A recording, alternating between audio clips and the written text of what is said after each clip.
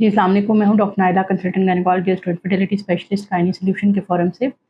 आज हम बात करेंगे कि आईवीएफ की निस्बत इक्सी विद एम्ब्रियो बैंक इतना एक्सपेंसिव क्यों है।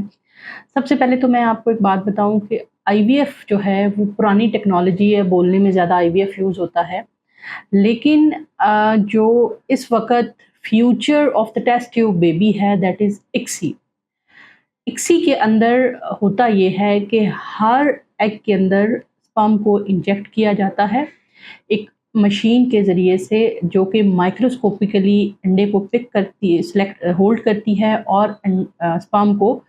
उठा के अंडे के अंदर इंजेक्ट कर देती है। ये द मोस्ट रिसेंट टेक्नोलॉजी है टेस्ट ट्यूब बेबी की, और ये सिर्फ उसी सूरत में सिर्फ वही सेंटर्स इस्तेमाल करते हैं जो कि एम करते हैं कि आपके अंडों से एम्ब्रियो के बैंक बना लिए जाएं। तो लिहाजा चूँकि ये एक एक्सपेंसिव गैजेट है, एक एक्सपेंसिव इंस्ट्रूमेंट है, तो इसलिए जो सादा आईवीएफ है, जो कि मैं अब किसी को रिकमेंड नहीं करती कि वो करवाएं, क्योंकि जब पूरी दुनिया ने उसको छोड़ दिया तो अब बेसिकली जो दौर है वो फ्रीजिंग का है। अब फ्रीजिंग तब होगी जब आपके पास एम्ब्रियो ज़्यादा बनेंगे। तो one of the best way to make more embryo is ICSI, कि हर अंडे के अंदर स्पर्म को इंजेक्ट करें और फिर हम उसका वेट करें इंक्यूबेशन के बाद कि वो एम्ब्रियो में कन्वर्ट होता है या नहीं होता। सादे आईवीएफ में क्या होता है कि पेट्री डिश के अंदर एग और स्पर्म्स को इकट्ठा करके इंक्यूबेटर में डाल देते हैं। अगर एग का शेल थिक होगा तो स्पर्म नहीं जा पाएगा और वो एग वेस्ट हो जाएगा। लेकिन इक्सी में क्या हुआ कि नॉर्मल लुकिंग स्पर्म को एम्ब्रियोलॉजिस्ट सेलेक्ट करके अंडे के अंदर डाल देता है, और फिर उसको जब उसका कोड 23 क्रोमोसोम अंडे के अपने और 23 क्रोमोसोम्स जो स्पर्म से आए वो कंप्लीट हो जाते हैं, तो फिर उनको इंक्यूबेशन दी जाती है। तो लिहाजा ज़्यादा एम्ब्रियो बनेंगे तो ही बैंकिंग होगी। दूसरा ये कि इक्सी के प्रोसेस में जब हम एम कर रहे होते हैं कि मरीज़ का बैंक बनाएं, तो हम ऑप्टिमम मेडिसिन यूज़ करते हैं।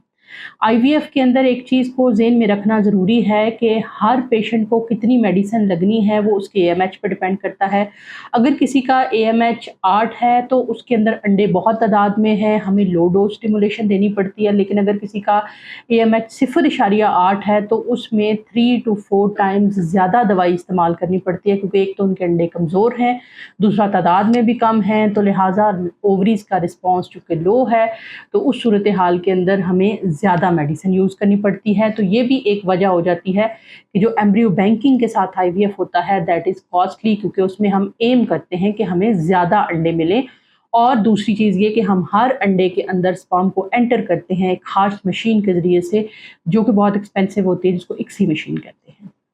अब होता ये है कि जब आप किसी भी सेंटर पे जाते हैं, वो आपको बताता है कि आप आ जाएँ, हम आपका 5 लाख में आईवीएफ कर देते हैं, तो उसमें आपके वो 5 लाख भी ज़ाया होने का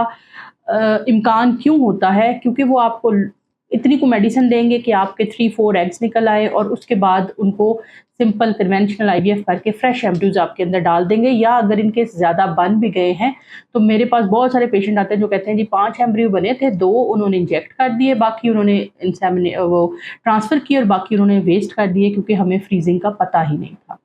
तो आप में से हर बंदा जो आईवीएफ को प्रोसीड करना चाहता है उसको इस बात का पता होना चाहिए कि जो आईवीएफ का फ्यूचर है वो एम्ब्रियो बैंक है, कि हम एक ही दफ़ा आपकी बॉडी से मैक्सिमम अंडे निकालें, उनमें से हर अंडे के अंदर स्पर्म को इंजेक्ट करें ताकि ज़्यादा से ज़्यादा एम्ब्रियो बने, और फिर वो जो एम्ब्रियो बने उनको हम फ्रेश ही ना बॉडी के अंदर डाल दें, बल्कि जो आपकी बॉडी के रेडी होने का तैयार करें, वेट करें। आपकी बॉडी की अंदर जो ऑर्गन यूट्रस है, जो कि जिसने 9 महीने बच्चे को रखना है, उसको पहले तैयार करें। फिर आपकी बॉडी के अंदर हार्मोन लेवल्स को देखें, जब वो दोनों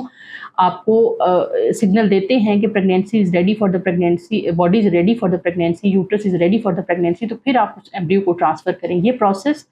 लंबा होता है, जिसमें आपको डॉक्टर के पास मल्टीपल विजिट्स भी करने पड़ सकते हैं। इसके अंदर मेडिसिन कॉस्ट भी ज़्यादा होती है, इस पे जदीद टेक्नोलॉजी की मशीन यूज़ हो रही होती है, और इसके अंदर आपके जो एम्ब्रियोज़ बनते हैं उनको ज़ाया नहीं होने दिया जाता, बल्कि जो यूज़ हो रहे हैं वो हो रहे हैं, बाकियों को फ्रीज़ कर लिया जाता है, और हर एम्ब्रियो को प्रेगनेंसी में कन्वर्ट होने का चांस दिया जाता है। اب بہت سارے پیشنٹ جو ہیں وہ ہمارے پاس سینٹر میں آتے ہیں اور وہ کہتے ہیں کہ ڈاکٹر صاحب ہم نے فلاں فلاں سینٹر سے، نام میں مینشن نہیں کروں گی، وہاں سے پتہ کیا وہ تو IVF جو ہے وہ کہہ رہے ہیں کہ ہم آپ کا 6 لاکھ میں کر دیں گے۔ تو پھر میں پیشنٹ سے کہتی ہوں کہ آپ بالکل پریشان نہ ہوں، وہ جو IVF آپ کا کر رہے ہیں وہ ہم آپ کا 5 لاکھ میں کر دیں گے، لیکن ان چیزوں کو پہلے انڈرسٹینڈ کریں۔ اسی طرح سے ایک اور چیز جو میں یہاں پہ مینشن کرنا چاہوں گی کہ اس وقت جو IVF کا ڈسپوزیبل اور میڈیا ہے وہ کم از کم کوئی تقریباً 15 سے 20 کمپنیز کا آ رہا ہے، جس میں چائنا بیسڈ کمپنیز ہے، انڈیا سے بھی آ رہا ہے اسمگل ہو کے، اور لیکن جو دو ان میں سے ریلائبل کمپنیز فالکن ہے جو کہ UK بیسڈ ہے، اور کوکس کمپنی ہے جو کہ آسٹریلیا بیسڈ ہے۔ تو یہی بیسیکلی 2 کمپنیز ہیں جن کا ڈسپوزیبل اور جو ہے وہ میڈیا یوز کرنے کے بعد آپ IVF میں ریزلٹس ایکسپیکٹ کر سکتے ہیں۔ لیکن ایک چیز یاد رہے کہ ان کا جو ڈسپوزیبل اور میڈیا ہے وہ چائنا بیسڈ اور لوکل بیسڈ کمپنیز کے مقابلے میں تقریباً 3 to 4% مہنگا ہے۔ اس کے مہنگا ہونے کی وجہ کیا ہے؟ ایک تو ڈیفینیٹلی چونکہ وہ بیسک وہ کمپنیز ہیں جو کہ IVF کے پائنیئرز ہیں، جن کی ریسرچ IVF میں انڈینز اور چائنیز کی نسبت بہت زیادہ ہے۔ دوسری بات یہ کہ ان کے اندر وہ جو مٹیریل ہے وہ انرٹ میڈیا یوز کرتے ہیں۔ انرٹ میڈیا کا مطلب ایسا جو ہے وہ میڈیم استعمال نہیں کرتے، پلاسٹک وغیرہ جو ایمبریو کے ساتھ کراس ریئیکٹ کرے۔ اور تیسری امپورٹنٹ چیز یہ ہے کہ ان کی ٹرانسپورٹیشن کے اندر ٹیمپریچر اور pH کنٹرول جو ہوتا ہے اس کی گارنٹی ہوتی ہے۔ یہ جو پراپر چینل آتا ہے، تو اس لیے ان کی جو میڈیاز ہوتے ہیں ان کے اندر ٹیمپریچر بہت سینسٹیو ہوتا ہے۔ اگر وہ ایک خاص ٹیمپریچر سے اوپر جائیں گے تو وہ ڈی نیچر ہو جاتے ہیں، ان کے اندر موجود انزائمز جو ہوتے ہیں اور جو پروٹین ہوتی ہیں وہ ڈی نیچر ہو جاتی ہیں اور وہ فنکشن نہیں کرتے ہیں۔ تو لہٰذا چونکہ یہ پراپر چینل کے ساتھ آ رہے ہوتے ہیں، پراپر کمپنیز کے تھرو اسپانسر ہو رہے ہوتے ہیں، تو یہ جو اسمگلڈ میڈیاز ہوتے ہیں ان کی نسبت ان کا ٹیمپریچر بہت زیادہ کنٹرول ہوتا ہے۔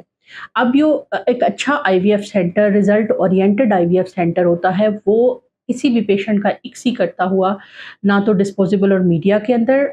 کسی قسم کی کوئی اڈلٹری کرے گا،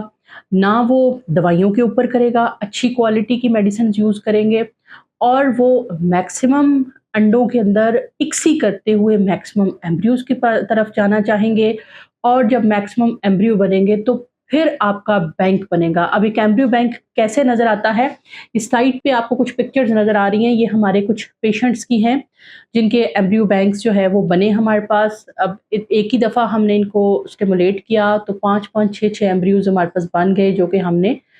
جو ہے وہ فریز کر لیے۔ اب ان پیشنٹس کو فائدہ کیا ہوتا ہے کہ اگر خدا نخواستہ ان کی پہلی سکسیسفل اٹیمپٹ نہیں رہتی ہے تو اب ان کو پورا پروسیس نہیں کرنا پڑے گا، بلکہ ان کا بینک بنا ہوگا تو ان کا پروسیس کے اوپر رزلٹ رہے گا، اور سیکنڈ ٹائم تھرڈ ٹائم جب ان کی پریگنینسی ہو جاتی ہے تو پھر یہ ان کے اندر ٹیک ہوم بیبی ریٹ بہت زیادہ ہوتا ہے۔ اس کے کمپیریزن میں اگر وہ آپ کنونشنل IVF کروا رہے ہیں، جو کہ میرا خیال ہے کہ اب نہیں ہونا چاہیے، جب آپ وہ کروا رہے ہیں تو اس کی نسبت یہ ہوتا ہے کہ پیشنٹ جو ہے وہاں پہ اپنے جو ایک تو فریش سائیکل میں چلا جاتا ہے، اور دوسرا یہ کہ اس پیشنٹ کے جو پیسے ہوتے ہیں اس کی عوض اس کا جو پراپر رزلٹ ہے وہ بھی نہیں مل پاتا ہے، کیونکہ نہ اس کی اکسی کی گئی، نہ اس کی جو ہے وہ فریزنگ کی گئی۔ تو لہٰذا جب بھی آپ اپنے IVF کے پروسیس پہ جائیں تو ان چیزوں کو میک شور کریں کہ جہاں سے آپ کروا رہے ہیں ان کی یہ ایفرٹ ہو، اور اسپیشلی وہ پیشنٹ جن کے لو AMH ہے، ان کی کئی دفعہ ہمیں ایک سائیکل سے نہیں، ہمیں ڈبل ٹرپل اسٹیمولیشنز کرنی پڑتی ہیں، لیکن ہمارے ایسے پیشنٹس ہیں جن کے ہم نے بینک بنائے اور وہ فرسٹ اٹیمپٹ میں نہیں ہو سکے، سیکنڈ یا تھرڈ اٹیمپٹ میں وہ پریگننٹ ہوئے اور ان کے جو ہے وہ بچے بھی ہمارے ہاتھوں سے ڈلیور ہوئے۔ اب اگر صرف ایک اٹیمپٹ کا دیکھا جائے تو پھر اس میں تو IVF کے اوپر شاید یقین ہی نہ بن سکے پیشنٹ کا، لیکن جب ہمارے پاس پیشنٹ کا بینک ہوتا ہے تو ہم اپنے پیشنٹ کو یہ کاؤنسل کرتے ہیں کہ آپ کے پاس اچھا بینک ہے، آپ انشاءاللہ کسی نہ کسی ٹرم میں جا کے پریگننٹ ہو جائیں گے، اور پیشنٹ ہوتے بھی ہیں اور ان کے بچے بھی ڈلیور ہوتے ہیں اور ان کا پروسیس کے اوپر ٹرسٹ بھی رہتا ہے۔ تو ملتے ہیں انشاءاللہ نیکسٹ کسی ویڈیو میں۔ یہ بہت زیادہ کوئریز آ رہی تھی، تو نیکسٹ ویڈیو میں جس میں مزید IVF کی جو فیکٹس ہیں ان کے اوپر بات کریں۔